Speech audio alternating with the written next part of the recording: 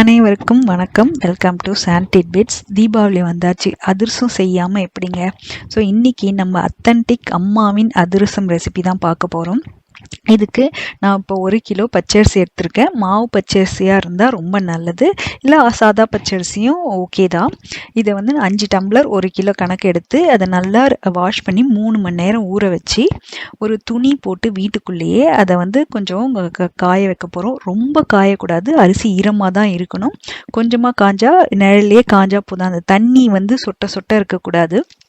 இதை வந்து நான் இன்றைக்கி மாவு மில்லில் போய் அரைக்க போகிறேன். மாவு மில்லு வசதி இல்லாதவங்க வந்து மிக்சிலேயே அரைச்சி ஜலிச்சு எடுத்துங்க. ரொம்ப நைஸாக அரைக்கணும்.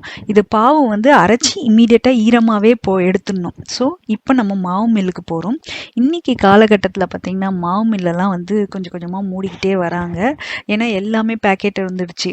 எல்லா பொடி, எல்லா அரிசி மாவுலேருந்து இடியாப்ப மாவுலேருந்து எல்லாமே பேக்கெட்டட் வர ஆரம்பிச்சிருச்சு. ஸோ இந்த மாவு மில்லையும் நம்ம வந்து ஒரு ஃபோட்டோ பிடிச்சி எடுத்து போட்டுக்கலாம் தான். இது பார்த்திங்கன்னா மிளகா மஞ்சள் அரைக்கிறதுக்காக தனியாக வச்சுருக்காங்க. இது வந்து இட்லி மாவு அரைக்கிறதுக்கு. இப்போ கடைசி 10 வருஷத்தில் பார்த்திங்கன்னா இது ஒரு ஆட் ஆன் ஆயிடுச்சு. இப்போ இங்கே வந்து பச்சரிசி, இந்த ஈர பச்சரிசி அரைக்கிறதுக்காக தனி மிஷின் வச்சுருக்காங்க. அதுதான் இப்போ உங்களோட காமிச்சிட்ருக்கேன். ஸோ பார்த்திங்கன்னா சூப்பராக ஃபாஸ்ட்டாக வேலை முடியும். மாவு மில் இருந்தால் நமக்கு வந்து நிறைய வேலை ஆகும். இவர் இப்போ அதை ஆன் பண்ணிவிட்டு நம்ம அரிசியை போட்டுட்டாரு. நான் வந்து இன்றைக்கி உங்களுக்கு ரெசிபி சொல்கிறது 1 கிலோ சொல்கிறேன். ஆனால் நான் வந்து இன்றைக்கி அரைக்க வந்திருக்கிறது வந்து பார்த்திங்கன்னா 3 கிலோ. இந்த மிஷினில் வந்து அவர்கிட்ட சொல்லணும், நீங்கள் எதுக்கு இடியாப்பத்துக்கு வேணுமா, அதிரசத்துக்கு வேணுமா, கொழுக்கட்டைக்கு வேணுமா அப்படி சொன்னீங்கன்னா அதுக்கேற்ற மாதிரி அவர் வந்து அந்த மிஷினோட இதை செட்டிங்ஸை மாற்றி சூப்பராக அரைச்சி கொடுத்துருவாரு. நான் இப்போ இந்த அதிரசம்னு சொல்லியிருக்கேன். இதே மாவே நம்ம இடியாப்பத்துக்கு இல்லை தட்டைக்கு எதுக்கு வேணாலும் யூஸ் பண்ணிக்கலாம். ஒரே ஒரு 2-3 நிமிஷத்தில் பார்த்திங்கன்னா செம்மையாக அரைச்சிடும். இந்த மாவு மில்லுக்கு போய் அரைக்கிற எக்ஸ்பீரியன்ஸ் எத்தனை பேருக்கு இருக்குதுன்னு தெரில. இது ஒரு அகசமான எக்ஸ்பீரியன்ஸ்க்கு உங்களுக்கு சான்ஸ் இருந்தால் பண்ணி பாருங்கள். இப்போ அரைச்சி முடிச்சாச்சு. பார்த்திங்கன்னா டக்குன்னு ஒரு ஃபியூ மினிட்ஸில் நம்ம மாவு சூப்பர் நைஸாக ரெடி ஆயாச்சு. நான் 3 கிலோ எடுத்துகிட்டு வந்ததுனால தூக்கு ஃபுல்லாக வந்திருக்கு. ஸோ அழகாக இப்போ மாவு ரெடி ஆயிடுச்சு. இப்போ நம்ம வீட்டுக்கு போய் டக்குன்னு பாவு எடுக்க வேண்டியது தான் நம்மளோட வேலை. ஸோ நம்ம டக்குன்னு இப்போது வீட்டுக்கு போய் பாவுக்கு பார்க்கலாம். இப்போ வந்து என்ன பண்ணோன்னா அதுக்கு முதல்ல வந்து ஒரு 1 கிலோவுக்கு வந்து ஒரு 5-6 ஏலக்காய், ஒரு 2 இன்ச்சு சுக்கு அதை தட்டி போட்டு நல்லா மிக்சியில் அரைச்சி பொடி பண்ணி எடுத்து வச்சுப்போம். நான் இங்கே வந்து 2 கிலோ பண்ணுறதுக்காக நான் நிறைய காமிக்கிறேன், பட் அவ்வளோ போகாது. முடிஞ்சவொடனே ஒரு பெரிய சட்டியில் 1 டம்ளர் தண்ணி வச்சுக்கோங்க. இன்பிட்வீன் என்னென்னா 1 கிலோ அரிசிக்கு 1 கிலோ வெல்லம் கணக்கு. 800 to 1 கிலோ போதும். நீங்கள் ஸ்வீட் கம்மியாக வேணும்னா 800 கிராம் போட்டுக்குங்க. போட்டுட்டு அந்த தண்ணியில் இந்த வெல்லமும் போட்டுக்குங்க. வெல்லத்தை வந்து கொஞ்சம் பொடிச்சு வச்சுக்குங்க, அப்போ தான் சீக்கிரம் கரையும். பொடிச்சு அதை போட்டுட்டு நல்லா இது கொதிக்க விடுங்க. அந்த வெல்லம் வந்து ஃபுல்லாக தண்ணியில் கரைச்சி ஒரு கொதி வரணும். அப்போ தான் அந்த வெல்லத்தில் இருக்க அழுக்கெல்லாம் வரும். அதுக்காக தான் கொதிக்க விடுறோம். இப்போ இது வேறு ஒரு பாத்திரத்தில் மாற்றிட்டு நான் இப்போ அதை வந்து ஃபில்டர் பண்ணி எடுத்துக்க போகிறோம். வடிகட்டி எடுத்துக்கலாம். ஸோ பார்த்திங்கன்னா அதில் நல்லா வடிகட்டி எடுத்தோம்னா அதில் அடியில் உள்ளதெல்லாம் வந்து நமக்கு வந்துடும் சூப்பராக. அதில் சில செத்தைகள், கொஞ்சம் மண் மாதிரி இருக்கும். பாருங்கள், சூப்பராக இதை ஃபில்டர் பண்ணிவிட்டு திரும்ப வந்து கேஸ் ஆன் பண்ணி வச்சு கொதிக்க வைக்கலாம். இந்த ஹோல் ப்ராசஸ் பார்த்திங்கன்னா ஒரு 20 மினிட்ஸ், 15 to 20 மினிட்ஸ் ஆகும். இதுக்கு நடுவில் ஒரு தட்டில் கொஞ்சம் தண்ணி ஊற்றி வச்சுக்கலாம். இதுதான் நமக்கு பாவு செக் பண்ணுறதுக்கு ஹெல்ப் ஆக போகுது. நல்லா கொதிக்கணும். ஒரு மீடியம் ஹையில் வச்சு ஒரு கிண்டிகிட்டே இருக்கணும், அதை விட்டுறாதீங்க, இல்லைனா வந்து அடி பிடிச்சிடும். ஸோ இதை வச்சு நல்லா வந்து கொதிக்க விட்டுட்டு இப்போ நீங்கள் இந்த தண்ணியில் ஊற்றி பார்த்திங்கன்னா தெரியும், அந்த மாதிரி கரையக்கூடாது. நான் உங்களுக்கு நிறைய தடவை இன்றைக்கி பாவை எப்படி செக் பண்ணணும்னு சொல்லித்தரப்போகிறேன். அதனால தான் இந்த வீடியோ கொஞ்சம் லாங்காக இருக்கும். இது மாதிரி நீங்கள் எடுத்து இப்படி கரண்டியில் ஊற்றுனீங்கன்னா திக்காக வரும்.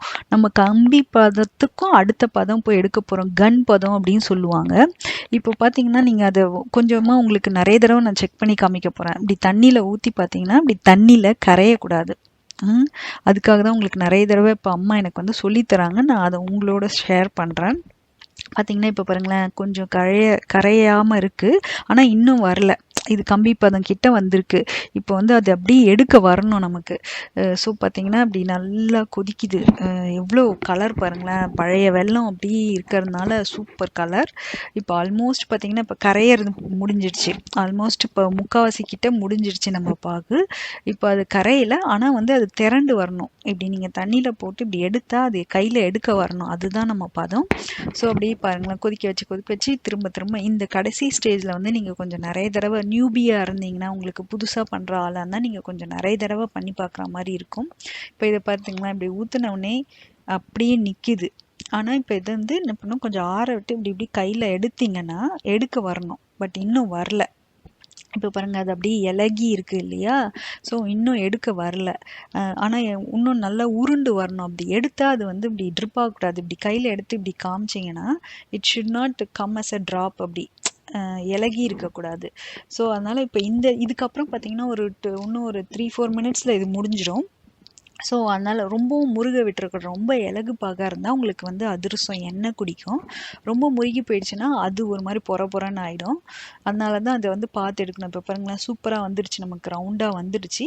இன்னுமே வந்து அது கொஞ்சம் இலகி தான் இருக்குது. இது என்னென்னா, நீங்கள் அப்படி உருண்டு இப்படி தட்டில் அந்த தண்ணியிலே டப்புன்னு இப்படி போட்டிங்கன்னா ஒரு சத்தம் வரணும். அந்த உருண்டு பதம் அப்படின்னு சொல்லுவாங்க, கன் பதம்னுவாங்க. சத்தம் வரணும், டங்குன்னு சத்தம் வரும். அந்த பதம் வர வரைக்கும் நம்ம பார்த்துக்கிட்டே இருக்கணும். ஸோ அதனால் வந்து பக்கத்தில் இந்த தட்டு தண்ணி ரொம்ப முக்கியம். சரி, இது முடிஞ்சிச்சு. அதிரசத்துக்கு இதுதான் மெயினான ப்ராசஸ். இது முடிஞ்சிச்சுன்னா நம்ம பொரிச்சு எடுக்கிறதுலாம் ரொம்ப ஈஸி. அதனால தான் இதை வந்து உங்களுக்கு நான் டீட்டெயிலாக காமிக்கிறேன். இப்படி போட்டிங்கன்னா சத்தம் வருது பாருங்கள். ஸோ ஆல்மோஸ்ட் ரெடி ஆகியாச்சு நமக்கு. இப்போ வந்து வித்தின் ஒரு ஃபியூ செகண்ட்ஸில் இப்போ ஆஃப் பண்ணிவிட்டு இமீடியட்டாக நீங்கள் வந்து இதை மாவு போட்டு போடணும். அதனால் மாவு, அந்த அரைச்சி வச்ச சுக்கு பொடி இதெல்லாம் ரெடியாக வச்சுக்குங்க. உங்களுக்கு வேணும்னா ஒரு பிஞ்சு உப்பு கூட ஆட் பண்ணிக்கலாம். இப்போ ஆல்மோஸ்ட் நமக்கு ரெடி ஆகிடுச்சு. பார்த்தீங்களா, அப்படி வந்தோடனே நல்லா மிட்டாய் மாதிரி ஜவ் மாதிரி இருக்குது. ஆனால் அது ஷேப்பு மாறலை. அவ்வளோதான். இப்போ கொண்டு போய் இந்த மாதிரி கீழே ஒரு துணி போட்டு, இதுக்கு வந்து 2 பேர் இருந்தால் நல்லதுங்க. டக்குன்னு ஒரு பாதி மாவு, எல்லா மாவும் போட்டுறாதீங்க. ஒரு 1/3 மாவு அதில் போட்டு ஒரு கிலோவுக்கு 1 கிலோ ஈக்குவல். நான் வந்து ஒரு 900 கிராம் 800 to 900 கிராம் வெல்லம் போட்டிருப்போன்னு வச்சுக்கோங்களேன். போட்டுட்டு இதை இப்போ வந்து அந்த சுக்கு பொடியும் அதில் போட்டுக்கலாம். நம்ம வந்து நிறைய அரைச்சிருக்கோம். நான் உங்களுக்கு 1 கிலோவுக்கு நீங்கள் வந்து ஒரு 6-7 ஏலக்காய், ஒரு 2 இன்ச்சு சுக்கு போட்டால் சூப்பர் டேஸ்டியாக இருக்கும். இப்போ இதை மிக்ஸ் பண்ணலாம். இது மிக்ஸ் பண்ணும்போது ரொம்ப சுடும், அதனால் கேர்ஃபுல்லாக பண்ணுங்கள். ஏன்னா அந்த வெல்லம் வந்து ரொம்ப சுடும். அதனால் நம்ம வீட்டிலலாம் பார்த்தீங்கன்னா 2 பேர் பண்ணுவாங்க. யூஸ்வலாக வந்து எனக்கு பார்த்தீங்கன்னா எங்கள் வீட்டிலலாம் தாத்தா, அப்பா இவங்களாம் ஹெல்ப் பண்ணுவாங்க. ஏன்னா இதுக்கு மேன் பவர் இருந்தால் ரொம்ப ஈஸியாக இருக்கும். முதல்ல ஈஸியாக இருக்கும் நம்ம கலக்கிறதுக்கு. ஆனால் மாவு கட்டியாக ஆக மாவு போட ரொம்ப பவர் வேணும் அதை கிண்டுறதுக்கு. அதுக்கு தான் பார்த்தீங்கன்னா அப்பா, தாத்தாலாம் ஹெல்ப் பண்ணுவாங்க. இப்போ ஆல்மோஸ்ட் நம்ம வந்து ஒரு பாதி மாவுக்கு மேலே போட்டுட்டோம். ஓரளவுக்கு வந்துடுச்சு. ஸோ இப்போ திருப்ப மிக்ஸ் பண்ணி மாவு ஆட் பண்ணி பண்ணணும். நீங்கள் ஃபுல்லு 1 கிலோவும் போடணும்னு இல்லை, ஒரு கொஞ்சம் கொஞ்சமாக போடுங்க. கடைசியில் வரும்போது நமக்கு எவ்வளோ வேணுமோ, ஒரு சில அரிசி வந்து நிறைய மாவு ஆகும், ஒரு சில அரிசி வந்து கம்மியாக ஆகும். ஸோ இப்படி தாங்க வச்சு பண்ணணும். கொஞ்சம் ஸ்ட்ராங்காக காலில் சப்போர்ட் கொடுத்துட்டு இப்படி வச்சு கிண்டுனீங்கன்னா உங்களுக்கு ஈஸியாக இருக்கும். இப்படி காலில் பிடிச்சிட்டு 2 கையில் கிண்டணும். ஸோ போட்டு இப்படி நீங்கள் எடுத்து இப்படி தட்டி பாருங்கள், உங்களுக்கு அரிசி தட்டை வருதா. கொஞ்சம் இலகுவாக தான் இருக்கும், ஏன்னா சூடாக இருக்குல்ல. ஆறும்போது இன்னும் கட்டி ஆகும். அதனால் மாவு போட்டு கிண்டிக்கிட்டே இருக்கணும். நீங்கள் ஓரளவுக்கு உங்கள் அரிசியை பொறுத்து, நீங்கள் அரிசி மாவு வந்து கம்மியாக ஆச்சுன்னா மொத்தமாகவும் ஆகிடும். சில அரிசி இந்த மாவு பச்சரிசிலாம் போட்டிங்கன்னா மாவு ஜாஸ்தி ஆகும். இப்போ அந்த டைமில் நீங்கள் வந்து ஒரு கை மாவை வந்து நிப்பாட்டிடலாம். இப்போ பாருங்களேன், அது எவ்வளோ திக்காகுது. இது ஆறுனா இன்னும் கொஞ்சம் திக்காகும். இப்போ பாருங்களேன், இது முடிஞ்சிடுச்சு ஓரளவுக்கு. இப்போ இது இவ்வளோதான். இதை வந்து நீங்கள் 1 மாதம் கூட சேவ் பண்ணி வச்சுக்கலாம். இப்போ நான் உங்களுக்கு எடுத்து காமிக்கிறேன் பாருங்கள். அந்த பதம் எடுத்து இப்படி உருட்டினீங்கன்னா உங்களுக்கு தட்டை வரணும். இப்போ கொஞ்சம் சாஃப்டாக தான் இருக்கும், ஆனால் இது ஆறுனா வந்து இன்னும் கொஞ்சம் கட்டியாகும். நீங்கள் இப்போவே செய்ய போகிறீங்கன்னா இன்னும் ஒரு கை பாவு போட்டு செஞ்சுடுங்க. நீங்கள் வச்சு செய்ய போகிறீங்கன்னா அதே பொசிஷனில் விட்டுறலாம், கொஞ்சம் இலகுவாகவே இருக்கட்டும். இந்த மாவு பார்த்தீங்கன்னா இப்போ நான் செஞ்சு 10 நாள் ஆகுது. ஊரில் அம்மா கையில் செஞ்சு அமெரிக்காவுக்கு வந்து ஒரு 10 நாள் ஆச்சு.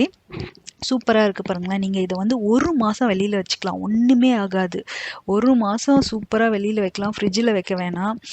அப்புறம் இது கொஞ்சம் ரொம்ப ட்ரையாக இருக்க மாதிரி ஃபீல் பண்ணிங்கன்னா வார்ம் வாட்டரோ இல்லைனா வார்ம் மில்க்கு, வெதுவெதுப்பான பால் இல்லைனா வெதுவெதுப்பான தண்ணி தொட்டு பிசைஞ்சு நல்லா இருக்கணும். நீங்கள் பிசையும் போது அது ஸ்மூத்தாக வரணும் பால்.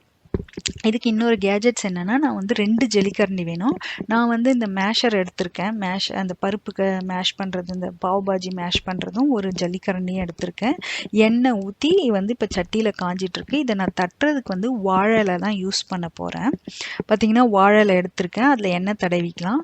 இப்போ இதை எடுத்து நல்லா பிசைஞ்சு கொஞ்ச நாள் ஆயிடுச்சு இல்லைங்களா, அதனால நல்லா கலந்து பிசைஞ்சு ரவுண்டாக வச்சு கொஞ்சம் திக்காக தட்டினீங்கன்னா உங்களுக்கு சாஃப்டாக வரும். சில பேருக்கு வந்து கொஞ்சம் கிறிஸ்பியாக பிடிக்கிறவங்க வந்து கொஞ்சம் மெலிசா போடலாம். உங்களுக்கு ஏற்ற மாதிரி தான், எப்படி பிடிக்குமோ அதுக்கேற்ற மாதிரி போட்டுக்கங்க. எனக்கு வந்து கொஞ்சம் கிறிஸ்பியாக மொறுன்னு இருந்தால் பிடிக்கும் அப்படிங்கிறதுக்காக நான் வந்து கொஞ்சம் தின்னா போடுறேன். இந்த மாதிரி எல்லாத்தையும் தட்டி வச்சுக்கணும். நீங்கள் பார்த்தீங்கன்னா மொத்தமாக தட்டி வச்சுட்டு கூட நீங்கள் ஒன்றும் டக்குன்னு எடுத்து போடலாம்.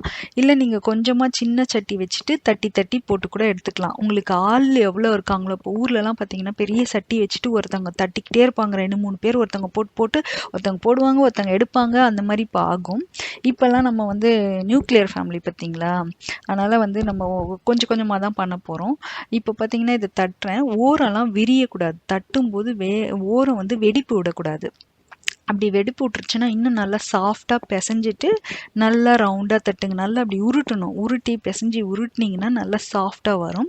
இதுக்கப்புறம் அதை வந்து ஓரம் வந்து வெடிப்பு விரியாமல் நல்லா ரவுண்டாக தட்டிக்குங்க. கையில் தட்டினாலே சூப்பராக ஈஸியாக தான் இருக்கும். ரொம்ப கஷ்டமாலாம் இருக்காது. இப்போ நல்லா எண்ணெய் காஞ்சி ரெடி ஆகிட்டே இருக்கும். நம்ம வந்து எப்பவுமே தீபாவளிக்கு பார்த்திங்கன்னா நம்ம வந்து பலகாரம் செய்கிறதுக்கு முழு முதற் கடவுளான பிள்ளையார். ஸோ அந்த அதிரச மாவுலேயே ஒரு குட்டி பிள்ளையார் செஞ்சு வச்சு அவருக்கு ஒரு வணக்கத்தை போட்டுட்டு எண்ணெயில் நம்ம அதிரசம் போடுவோம். பிள்ளையாரப்பா ஒழுங்காக அதிரசம் வரணும் அப்படிங்கிறது தான் இதோட இது. ஸோ போட்டுட்டு பார்த்தீங்கன்னா நீங்கள் பூரி மாதிரி எம்பி வரும். அப்படியே சூப்பர் பாருங்களேன், பூரி மாதிரி சூப்பராக எழும்பி வருதா. இதை வந்து அப்படியே எடுத்து வச்சிடக்கூடாது. இதுக்கு ஒரு ப்ராசஸ் இருக்குது. இப்போ இந்த எண்ணெயை பிழிஞ்சு தான் எடுக்கணும். எண்ணெயோடு எடுத்திங்கன்னா சாப்பிடவே முடியாது. நம்ம அதுக்கு தான் 2 ஜல்லிக்கரண்டி எடுத்து வைக்க சொன்னவங்கள. இப்போல்லாம் வந்து அதிரசம் பிழியறதுக்குனே வுட்டுலலாம் வருது. பட் எனக்கு அது பிடிக்கல. நானும் அதை கடையில் நிறைய பார்த்தேன். ஆனால் என்னென்னா அதில் வார்னிஷு கலர் பெயிண்டெல்லாம் போட்டு கொடுக்குறதுனால எனக்கு அது விருப்பம் இல்லை. இது மாதிரி ஒரு ஜல்லிக்கரண்டியில் இதை வச்சுட்டு இப்படி அழுத்துனீங்கன்னா அதில் உள்ள எண்ணெய் எல்லாம் வெளியில் வந்துடும். பாருங்களேன் அப்படியே எவ்வளோ எண்ணெய் சொட்டுது. நல்லா அழுத்துங்க. உங்கள் வீட்டில் யாரையாவது இருந்தாங்கன்னா ஆம்பளை பசங்களாம் கூப்பிட்டு அழுத்த சொல்லுங்கள். சூப்பராக அழுத்தி எடுத்துங்க. அதுக்கோ ரொம்ப அழுத்திட்டாதீங்க, பிதுங்கி வெளியில் வந்துடும். நல்லா ஸ்குவீஸ் பண்ணிவிட்டு எடுத்து வச்சிடலாம். நீங்கள் வேணும்னா வெளியில் வந்து ஒரு கிண்ணத்தில் கூட வச்சு நல்லா இப்படி ஸ்குவீஸ் பண்ணி எடுத்துக்கலாம். உங்களுக்கு தெம்பு இருந்துச்சுன்னா அப்படி கையிலே 2 ஜல்லிக்கரண்டி வச்சு கூட இப்படி ப்ரெஸ் பண்ணிங்கன்னா 2 ஜல்லிக்கரண்டிக்கு சாண்ட்விச் மாதிரி வச்சு ப்ரெஸ் பண்ணிங்கன்னா எண்ணெய்லாம் வெளியில் வந்துடும். நான் வந்து ஒன்றா போட்டு எடுக்கிறேன். உங்களுக்கு முடியும் அப்படின்னு சொன்னீங்கன்னா நீங்கள் 2-3 கூட போடலாம். நான் உங்களுக்கு காமிக்கிறதுக்காக ஒன்றா போட்டு காமிச்சேன். நான் வந்து ஒரு 2-3 போட்டு எடுத்துட்டேன். டக்குன்னு வேலை ஃபாஸ்ட்டாக ஆகணும்னா நீங்கள் பெரிய கடாயில் எண்ணெய் வச்சு டக்குன்னு ஒன்று 5-6 போட்டு மொத்தமாக 3 நாளாக கூட எடுத்து வச்சு நீங்கள் அழுத்தி வச்சுக்கலாம். ஆனால் அந்த மாதிரி அழுத்தி எடுக்கும்போது என்ன பண்ணுங்கன்னா இமீடியட்டாக பிரிக்க ட்ரை பண்ணாதீங்க, பிஞ்சு போயிடும். நல்லா ஆற விட்டுட்டு பிச்சிங்கன்னா அப்படியே ஒன்றோட ஒன்று ஒட்டாமல் சூப்பராக வரும். நான் அதையே எண்டில் காமிக்கிறேன். ஸோ இது மாதிரி அதே மாதிரி உங்களுக்கு வந்து இவ்வளோ டார்க்காக வேணாம் அப்படிங்கிறவங்க வந்து இதுக்கு முன்னாடியே கொஞ்சம் எடுத்துடலாம். எனக்கு வந்து கிறிஸ்பியாக பிடிக்கும் அப்படிங்கிறதுனால நான் கொஞ்சம் நல்லா வேக விட்டு எடுத்திருக்கேன். கிறிஸ்பியாக விட்டு எடுத்திருக்கேன். நீங்கள் வந்து உங்களுக்கு வந்து நல்லா பொன்னிற கலரமாக வேணுமா, சாஃப்டாக வேணும்னா நீங்கள் அதே மாதிரி எடுத்துக்கலாம். உங்களோட விருப்பம்தான்.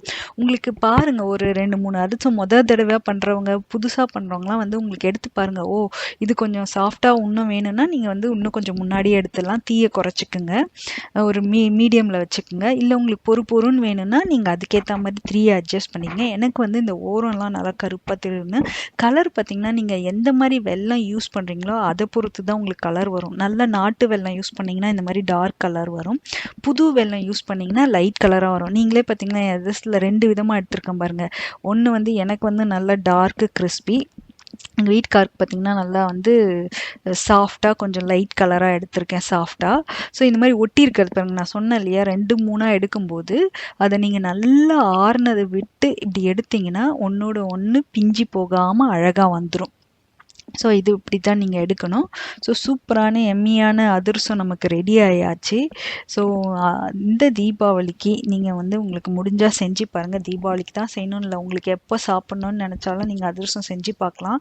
நம்ம பாரம்பரியமான இந்த பலகாரம் வந்து நம்ம வந்து அழியாமல் பார்த்துக்கணும். ஸோ இன்றைக்கி வர இந்த வேலைக்கு இவ்வளோ செய்யணுமா அப்படின்னு மெனக்கடாமல் ஐயோ மெனக்கெடணுமே அப்படிங்கிற ஒரு இதிலே நம்ம விட்டுருவோம். மறந்துடாமல் இந்த அதிரசம் ரெசிபியை சேவ் பண்ணி நம்ம செஞ்சு சாப்பிடுவோம். இந்த தீபாவளி உங்களுக்கு சிறப்பாக அமைய சாண்ட் டிட்பிட்ஸின் வாழ்த்துக்கள். அடுத்த வீடியோவில் உங்களை சந்திக்கிறேன். நன்றி, வணக்கம்.